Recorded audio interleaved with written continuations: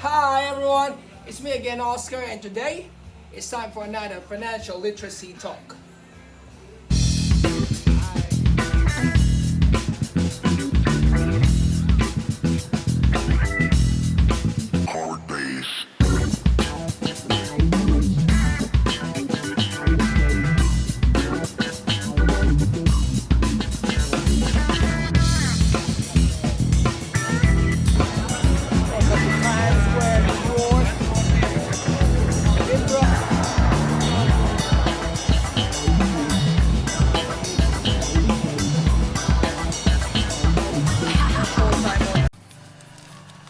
Hey! Hi everyone, for those of you who are new in this channel, my name is Oscar and always love to talk about financial literacy. And for today's topic, we are going to answer the question kung paano makaipon ang seaman or OFW. So we've got 10 different steps, 10 of them. So if you're ready to know, please stay. Okay, number one, we need to create a budget. So we need to assess how much money you really have. So sa barko, we don't have any tax. So we are so lucky that we are not being taxed. So pagka sinabing 1,000, you get 1,000. Pagka sinabing $2,000, you get 2,000. So we are so lucky about it. So in the rule of budgeting, we have the most effective way, which is the 50, 30, and 20 budget. The 50 budget, the 50, 30, 20, the 50% is basically allotted for the needs. Like I said from my previous videos, these are the clothing, shelter, and food. So 30% is for your wants, but later on I'll tell you on how you're going to get a little percentage from your wants to be able to put up or support for your family budget later on. So 20% is for your savings and emergency funds. I'm also going to tell you about the emergency funds. So because for a seaman, the seaman rule, the seaman budget, we can modify our own budget because basically we have the food on board being provided, the shelter and board is being provided, and even so our uniform. So you are not going to spend any money from this. So my budget, basically 50% is for the savings and 30% is for my family needs and 20% is for the wants. As I was saying earlier, you can always deduct 10% from wants and put up to your family needs.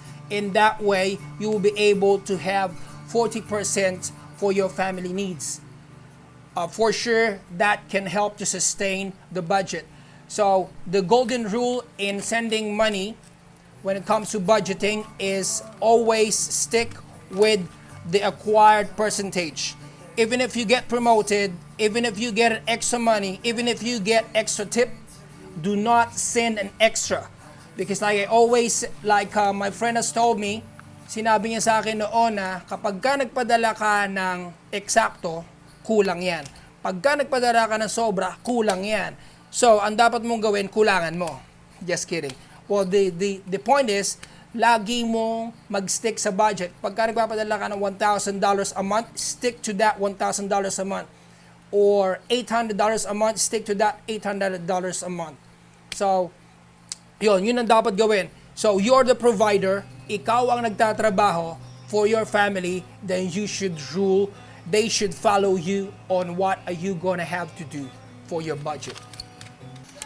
Okay, that's creating a budget, but on top of that creating a budget, we also have the first rule, the most important thing, rule in financial literacy. I know you already know about it, is to acquire an asset, acquire an apartment, acquire an investment, or be into a mutual fund that's going to give you money in return or some insurance. That is in line with rule number one or way number one. Okay, so number two, The first rule of financial literacy is to pay off yourself. Like I was trying to say, you need to pay off yourself first by having savings. So you need to save first in order for you to establish that savings. So we have this simple set from the word itself. You need to save automatically. Save automatically. How are you going to do that? In saving automatically, you need to talk to your employer to transfer a specific or fixed amount to your bank account. Let's say 50% of your income is gonna go straight to your account, to your bank account. In that way, you will not be able to spend that for something else. And another thing in line with that is when you're trying to save money, you need to put a name on your savings. Like I have few other savings aside from myself, which I named from my daughter, which is Carvey, and another name, and for my son. So it is really important to name your savings for not to be able to touch them in case you need to buy something just for your wants. Like you saw in the mall that they are selling 50% off television. While you still have a television, then naming your savings stops you from touching your money, because there's no way you can touch your children's savings. Ito nilaan mo to kay nene, ito nilaan mo to kay totoy, or even for your mom. This savings is for my mom. Pagka tumanda siya, this is gonna be for her. So that's rule number 2. Once again, that's the first rule. Financial literacy is to pay off yourself. Number 3, build an emergency fund. So in building an emergency fund, you should have an account for unexpected expenses. Unexpected expenses. Like this. So these unexpected expenses are the ones that's not being foreseen. Like the medical expense, especially nowadays. This COVID-19 is really killing us, and hopefully with the help of our Almighty God, this is gonna go out of the world as soon as possible.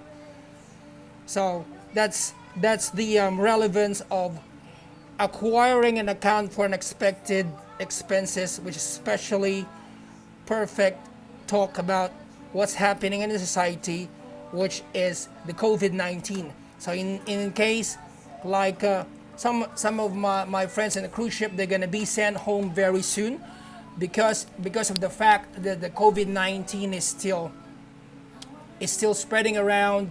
So during this unemployment, if we are able to establish an account for unexpected expenses, then that could have covered us. I wish I had it, but I put it in something else. So that's it. So while on your vacation, that's step number 3, huh? Okay, now we're gonna go to step number 4. Sorry, step number 4 is to track your spending. Say no to credit cards. No to credit cards. Why? Because credit cards, it's gonna give you a lot of interest. Credit cards, whenever you have a credit card, whenever you're not using, you're not seeing your money coming out from your pocket literally, you're gonna think psychologically you're gonna think they still got a lot of money, but in reality you're losing a lot of money because of the credit cards. And under tracking and spending, we need to categorize our expenses. In categorizing our expenses, you need to list it down. The first line would be for the utilities, let's say. That is for the water bill, next for the electric bill, and so on and so forth. The next line is going to be allotted for the food. The next line is going to be allotted for the family budget. It is very important to list down any single amount that you're spending. Like keep on saying, do not just say 20 lang yan, do not just say 100 lang yan, do not just say 500 lang. No. The rich mentality doesn't fall under that. So you need to be precise, you need to be exact when it comes to change of your money and when it comes to using your money. So now we're gonna go to number 5. Avoid having debts. These debts are gonna kill you softly. Like in other words, say no to stressful monthly amortizations, like the amortizations for big houses and expensive cars. We all need a shelter. We all dream for big houses. We all have that in mind, but we also need to consider if we are able to pay that off, if in case that we don't go back on board again, if in case we don't go abroad anymore. So we need to establish that strong discipline when it comes to spending your money. So we kailangan din natin na to mind our own business. So stop caring what others will say. So marami sa atin, kaya ang reason kaya tayo ay naghihirap is kasi ano na sinasabi natin, lagi natin iniisip, anong sasabihin ng mga kaibigan ko pagka nakita nila na second hand lang ang kotse ko? Anong sabihin ng mga kaibigan ko pagka pumunta sila dito dahil birthday ng anak ko, maliit lang ang bahay ko? Anong sasabihin nila kapag nakita nila na hindi bago yung pinta ng bahay ko? Lagi nating iniisip kung ano ang sasabihin ng iba. Well, at this particular time, we should stop doing that. I mean, we should mind our own business. Minding your own business, hindi natin kailangan na mainggit sa kanila, bumili sila ng bagong expander, bumili sila ng bagong Toyota Fortuner, or any kinds of car, you name it, but hindi mo kailangan makipagkompetensya. You have your own life to live and you don't need to look on each other's differences. Sinong meron to, sinong wala, it doesn't work that, especially this time. Nandito lang tayo sa bahay because of COVID-19. So, pinaparealize sa atin na itong mga bagay na to, they are nothing. I mean, in a snap of the finger, pagka sinabi ng creator natin na this gonna be the end of everything, then wala na to. Hindi natin to maisasama sa hukay. So as much as possible, the most important thing in life is to have a contentment and happiness. So like I said, and happiness gonna fall to you only acquire happiness like if you know how to budget your money, and of course being able to prioritize yourself, like family is number 1. So number 7, we need to maximize our asset column while minimizing expenses. No to sale, I already told you, no to sale, buy it only when you really need it. Like most of us would say, sa mga kasama ko, lalabas sila, oh, nasa Hawaii kami, nasa Lahaina, baba sila. Wow, nakakita ko yung ano doon, talagang gusto kong bilhin yung coach para sa asawa ko, $70 lang. Tapos yung anak ko gusto rin bumili kasi sa atin, kung bibilin mo yan, ganito laging sinasabi, sa atin kung bibilin mo yan, 10,000 yan. Sa atin kung bibilin mo yan, 15,000, yon ang dahilan kung bakit hindi ka nakakaipon. Kasi bibili ka ng para sa asawa mo na $100 na bag. Tapos para sa anak mo na $70.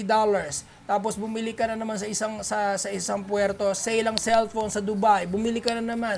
Tapos usong-uso yung projector. Binili mo na naman. Pagdating mo sa New Zealand, nakakita mo yung shoes na gustong-gusto mo on sale, 50% off. Kahit hindi mo kailangan, bibilin mo pa rin. The end product, wala kang maiipon. So you really need to establish that mindset. Tayo mga seaman, tayo mga OFW, you need to change that mindset. Yun lang ang tanging dahilan, ang taming paraan for us to be able to save money. And like I said, to prioritize the assets and say no to any liabilities. Now going back to that's number 7. Now we're gonna go to number 8.